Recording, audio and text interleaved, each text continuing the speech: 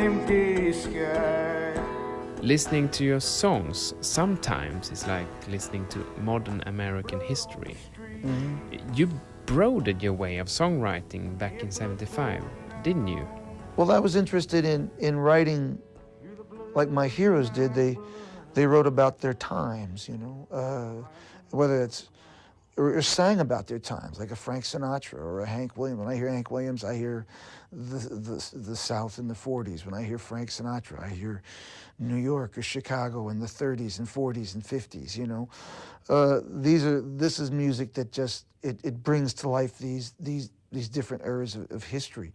And I was interested in doing what some of those musicians and artists did by trying to encapsulate the times that I lived in, which is why on Thunder Road, I'm 24 years old and I'm singing We're Not That Young Anymore. Really, you know, what it was, you know, the country was 2 years out of Vietnam and the whole country didn't feel young anymore.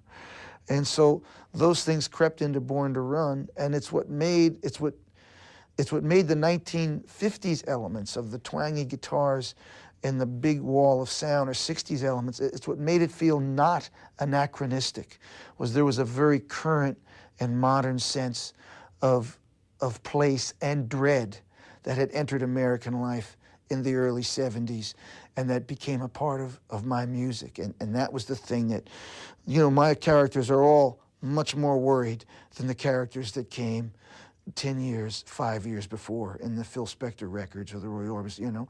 Maybe not the Roy Orbison records, because he was a worried man who always sang a worried song. But